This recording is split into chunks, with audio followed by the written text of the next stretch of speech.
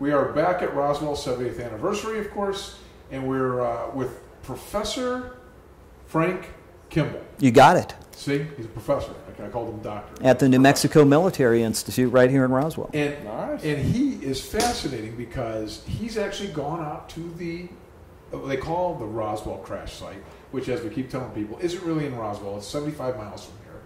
But he goes out there and he searches and searches and he finds these little remnant pieces of metal. Little pieces of metal, that's right. And found things that could possibly be from a crash. So let's talk a little bit about that, Frank. Tell us a little bit about some of the things you found out there. You know what? I found several artifacts out there. I found these little pieces of metal that you know, when you first find it, you'd think maybe, oh no, this is trash that's left out there by campers or whatever. But you got to realize that the crash site is kind of in the middle of nowhere, and there's not a lot of people around, or campers or hunters that go out there. So it's unique. Not only that, the stuff is buried and it's old, and it's shredded up. It's tiny little pieces. It's just the kind of stuff that would be left over if the military was looking for things. So they would have missed things that were buried in the ground, and these tiny little pieces laying around. So that's the stuff that I look for with a metal detector. And then while I'm doing that, sometimes I find other stuff. Like I found some plastic that's like a Bakelite, that's similar to the description that Jesse Marcel talked about. They said, oh, he said basically, you know, there was some Bakelite-like material out there. It was kind of a brownish black color. Well, this stuff is kind of reddish, but he said, oh, it's the thickness of a phonograph record. And I'm going, well, that's crazy, because the stuff that I found is the thickness of a phonograph record. And it's been analyzed, and yeah, no, it's been analyzed. And the interesting thing about it is that it's an epoxy resin that's used for aircraft and automotive and electronics. I found it in the middle of nowhere, way off the beaten path, no trails, no roads, no anything. And the thing about this is that we didn't start using this type of stuff until the 1950s. So there was no, so how it got out there, I have no idea. It's just as if something dropped it from nowhere. Maybe space. Who knows? I saw you also had some things that look what I would call as a button.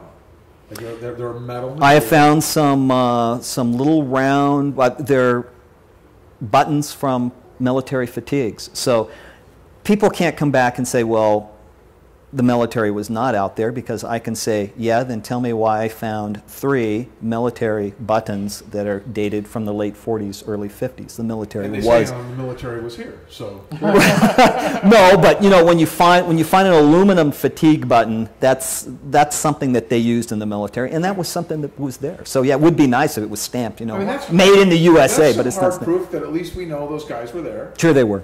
Absolutely. What were they doing? Maybe they were picking up a weather balloon. But we don't know. That's right. What's weird about it is it's not always easy to pop a button. So why would they? Because they're crawling around on their hands. That's right. They are crawling around on their hands and knees. Something to. Yeah. Either that, or maybe they had a big orgy where they were like tearing off their clothes or whatever. We'll edit that out of the show. That's not what the program's about. But thanks, Frank, for throwing that possibility. You can cut that one out. That's fine. No, we'll leave that one. Well, it's interesting. You've had some other material. Now, if you don't mind sharing with our audience the story you told me today, which almost drove me to tears into my car back driving to LA. Which one? I have 2. Well. Do you want the one that was UFOs declassified, which is the interesting one that was filmed and found there, and that one was really cool. Let's talk about that. All right. So I was contacted by the Smithsonian Institute, essentially, through Don Schmidt. Don Schmidt kind of set up this little documentary, and it was a new TV series called UFOs Declassified. So we go out there with a film crew, and we're out there all day long, and I find a metallic piece of material. And they caught it on film. Ben Hansen from Fact or Fake was out there. I was there. It actually happened while they were filming. Like while they were filming. When Jeff Corwin goes out in the desert and he goes, oh, look, there's a monkey or whatever. Oh, no, not like that. This was not staged. This was real. It was right there. And I'm going, you guys, you're witnessing history here, and it's what I said. I think they caught that on film. That's great. Which is good. So anyway, we dig this thing up, they document it, and we have to have chain of custody to protect this stuff. So it stayed, this piece of metal, says, we're going to get this analyzed. So we took it over to New Mexico Tech over in Socorro. They analyzed it. They said, oh, kind of looks like aircraft alloy. That's all they said to it. They didn't do any other thing that would determine whether it was extraterrestrial. So it went to, the next stop was University of New Mexico. Mike Spildy did the work. The man is a top-notch scientist. He's done work on Martian meteorites, and he does stuff for NASA and stuff like that. He looked at it. He says, oh, you know, this looks like an aircraft alloy. Cool. All right, so we got aircraft alloy. Now, the studio, the people, the production company, promised me, they said, we're going to fly you to have the next test done, and because we want to do the isotope work. Now, isotope's like a fingerprint, all right? So it tells us whether it is extraterrestrial, the defining moment, all right? So, and that's accurate. It is. It's incredibly accurate. I mean, it tells you whether it's from Earth or from someplace else. So time goes by, and I finally get this email. How much time? A couple of months goes by. I didn't hear hide nor hair from those folks. They didn't contact me, didn't email me or anything. So I get this mysterious email at my work over at the New Mexico Military Institute. They said, hey, Professor Kimbler, I saw the show, and it aired up in Canada, and this, what's going on? Because I'm a scientist, and it didn't seem like they did something, it seems like they did something wrong. And I'm going, really? And I says, well, tell me what you saw. And I says, well, maybe I can find it on YouTube. So I found it. I found the Canadian version out on YouTube, and I watched it. YouTube's crazy. You can find anything out there. Yeah. Even our show, even Truth Be Told, folks. Oh, sorry. which is good.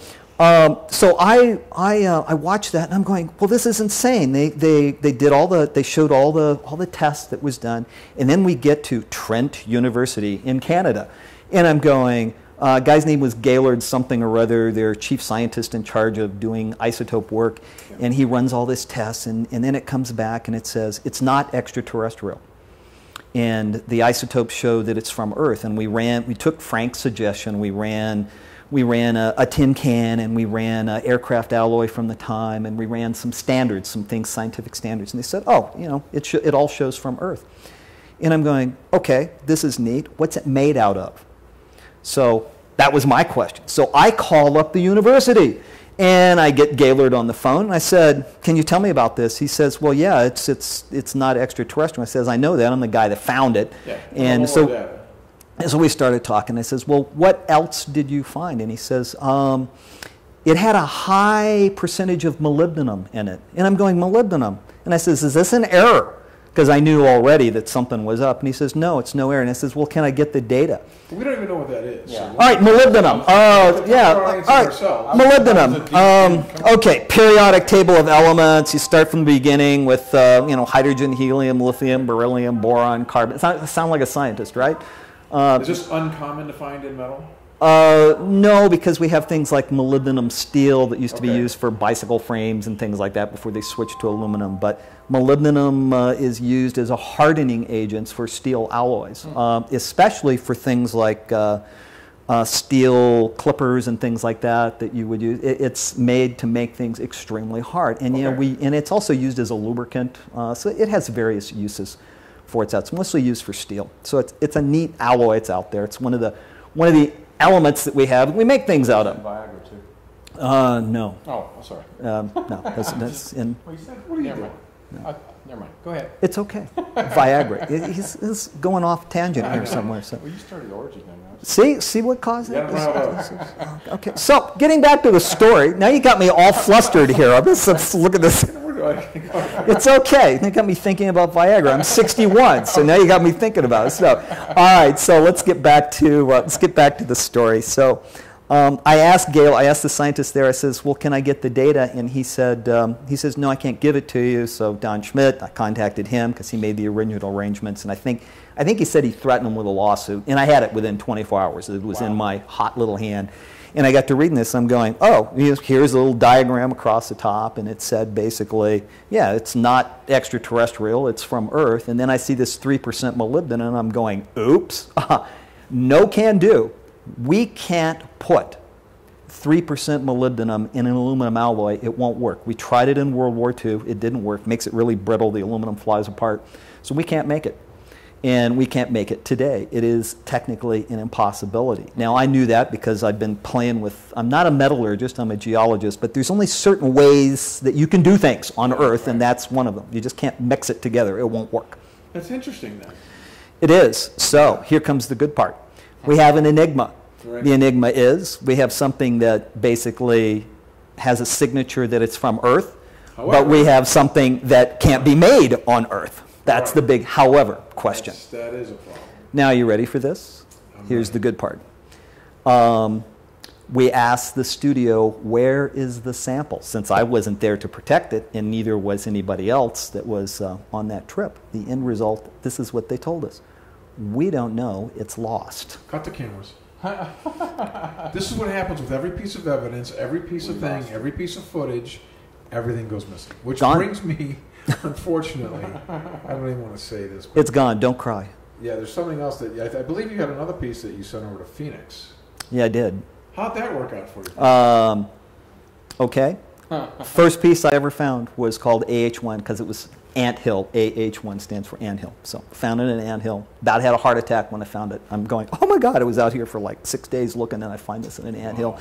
And it blew out of my hand, hit the ground. I had to dig it up again because it literally blew out of my hand. And I'm going, oh my God. I'm sitting here, I'm looking around, or there's black car, is there like the men in black going to come and shoot me as the big helicopters are going to come over? And then I'm going, I'm in the desert, middle of nowhere. Nobody knows I'm out here, so what the heck? There, That's right. So, I come back to the museum, I show it to them, and we make arrangements. They have it analyzed, and it came out a little odd. It came out being an aircraft kind of alloy. And then I had another test done, and it all came back as being some kind of an aluminum, magnesium, silicon alloy of some kind. So it's kind of a terrestrial again. No, not necessarily. We just have chemicals. We have elements that are mixed together. Okay. So I send it off to a lab, and to get the isotopes done, which is that fingerprint. They come back and they say, well, here's the isotope, and I'm looking at the isotope work, and it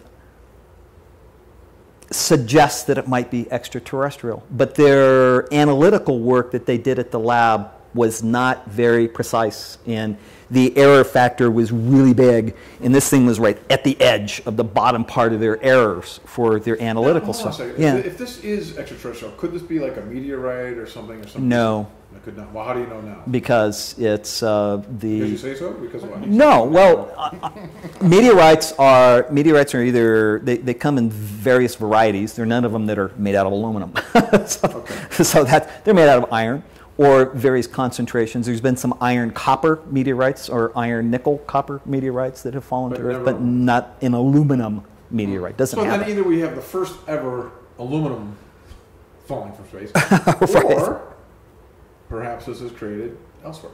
That's right. Okay. Well, aluminum is something that has to be manufactured. We don't find, we find native gold like native gold nuggets, and we can find some native iron, which is rare, or native copper, or native silver, but we don't find things like native aluminum. This is a very important piece of metal you're holding. Yes, it is. Very important. So you need to get a second test done. So I make arrangements with Arizona State University, ASU, top-notch lab, to get this work done. 3 people knew that it was going to their lab. I packaged this wonderful little specimen about this big, triple wrapped FedEx envelope, inside plastic container, sitting in the top middle, tape wrapped around it, another layer of tape over the top of that. That one was sit straight in the middle, packed tight, so that you could actually see it when you could open it up. That was put inside of another padded small envelope wrapped with tape with my signature on the tape across where it was sealed up. And then that package was put in another padded FedEx envelope. Safe and secure. Safe and secure. Nothing to worry about, Tony. Nothing to worry about. I'm waiting for it. Are you ready for this? I'm ready. I send it off to Arizona State University. Next day service, I get a phone call from the lab manager who was in charge of this. The lady is literally crying on the phone. She says, "Where's the sample?" And I'm going, "What?" She says, "No, it's not in there." She says, "I opened it up. It's not." I said, "Wait a minute, it's inside the little plastic thing, dead center." She says, "I opened the container up. There's nothing there." And I says, "Was it sealed?" She says, "Everything was sealed."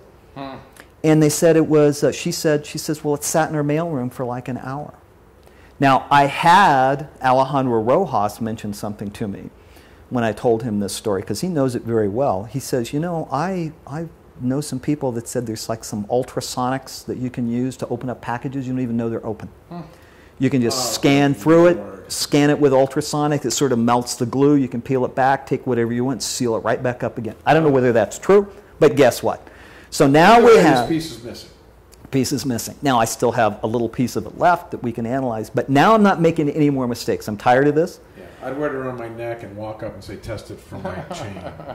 You got it. I mean, you laugh. That's the way it's going to happen. Every single test that I'm going to have done now, I'm going to be there with it, and I'm going to stay there, and I don't care if it comes back as being terrestrial. I don't come back if it comes back extraterrestrial. I'll just do backflips. Maybe I'll run naked through the streets of Roswell. I don't know. But this is going to happen, and no more mistakes, at least not for me. I've made 2, maybe 3 mistakes on this valuable stuff that could make history. Yep. It won't happen again, ever. Well, Frank, the fact that you found as many items as you have, now see, like we had a Bigfoot guy on who went out every day for 30 years or whatever it was. And I'm like, how do you go on the 3rd day if you never find anything? That's insane to me. You have some results. You've found how many pieces so far? I probably have about 22, 25 pieces of material. 20-some pieces. Since 19... that is successful to me. That would make me... I got to think you're still going to go back out there. I am going to get frustrated because the first time I went out to look for something, I went out one day, found nothing, went out the next day, found nothing, waited a week or 2, went out, found nothing, and then I found that one little fragment, which gave me, I'm going, oh, if there's one piece, there could be more. There's more, that's right. So I get frustrated. My son's been out there. He won't go out there with me anymore. He says, Dad, this is creepy to think there was an alien spacecraft out here. So that's what he says. He says, Dad, this area creeps me out. And he's good. He's almost like psychic. And I'll say, point to an area where you think this stuff might be. I'll go to the area and I'll find something. And I mean, this is a true story. And so I have been out there and found nothing, and it gets to be very frustrating. But then I always keep in the back of my head the following thing when I'm out there. I'm going, this could be literally history making. Could be. And that is the drive that keeps me going out there. It's like looking for gold nuggets. See, a little prospector looking for gold nuggets. It does. The guy at the Bigfoot thing didn't make sense to me because he didn't ever have anything. But this makes sense to me. Because if you do find a piece, and it does test properly, and you never let it out of your hand, and we test it, wow, right? It has a heavy wow factor to it. Now, I'm a scientist, and no one's going to believe it anyway, even if you get all the tests, and it's all true, and we'll know it's true, they're still going to say it's nonsense. If it comes from 3 verifiable certified labs, and you got that scientific, it'll stand up scientific scrutiny, in which case the government can't say, I'm sorry, but it's a balloon. It won't work. Now you've got the proof in hand that says, I'm sorry, but I've got 3 certified scientific labs that says this is of extraterrestrial origin. Now try to get out of it. They can't. They're stuck. I love it. Well, listen, Frank, we wish you luck. We hope you find something. We hope you don't let it out of your hands and let it won't go anywhere. Touch it. And we hope you find something, and then we'll have some proof. You will. For Truth Be Told, I am Captain Ron with Tony Sweet, and we'll see you later.